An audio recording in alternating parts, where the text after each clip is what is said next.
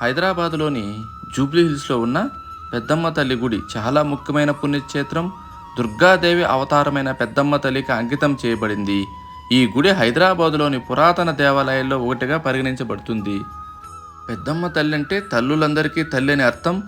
దుర్గాదేవి యొక్క స్వరూపంగా భావిస్తారు. జూబ్లీ హిల్స్లోని ఈ గుడి చాలా సంవత్సరాల క్రితమే నిర్మించబడింది. 1993లో రాజగోపురం నిర్మించడంతో మరింత ప్రాచుర్యం పొందింది. భక్తులు ఈ గుడిలో పెద్దమ్మ తల్లిని దర్శించుకుని తమ కోరికలు నెరవేర్చమని ప్రార్థిస్తారు.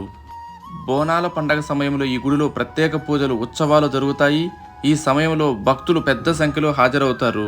ఈ ఆలయ ప్రాంగణంలో గణపతి, సరస్వతి, నాగదేవతలు ఆలయాలు కూడా ఉన్నాయి.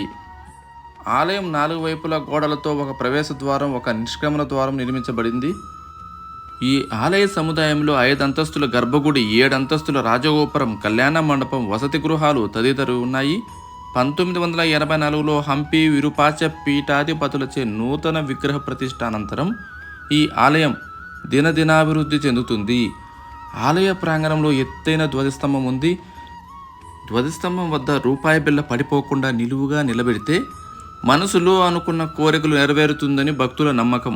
ఈ ఆలయము ఓపెనింగ్ సమయాలు ఎప్పుడంటే ఉదయం 6 గంటల నుండి మధ్యాహ్నం 1 గంట వరకు, మధ్యాహ్నం 3 నుండి రాత్రి 8 వరకు ఓపెన్లో ఉంటుంది గుడి.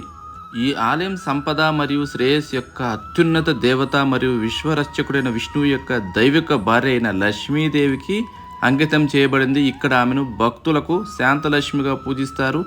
ఆమె సంతానానికి దీవెనలు ఇస్తాదని భక్తుల నమ్మకం. ఫిబ్రవరి, మార్చి నెలలో జరిగే రథసప్తమి పండుగల్లో అమ్మవారికి రథోత్సవం నిర్వహిస్తారు. అందంగా అలంకరించబడిన, బాగా వెలిగించబడిన రథంలో అమ్మవారిని ఆలయం చుట్టూ తీసుకెళ్తారు. భక్తులు అమ్మవారికి పండ్లు, పువ్వులు సమర్పిస్తారు. పండుగల సమయంలో ప్రార్థనలు చేయడం భక్తులకు ప్రయోజనకరంగా ఉంటుందని చెప్తారు. వసంత నవరాత్రిని చైత్రమాసం మార్చిలో జరుపుకుంటారు. అలాగే దసరా సమయంలో నవరాత్రి ఉత్సవాలు సెప్టెంబర్, అక్టోబర్లో జరుపుకుంటారు.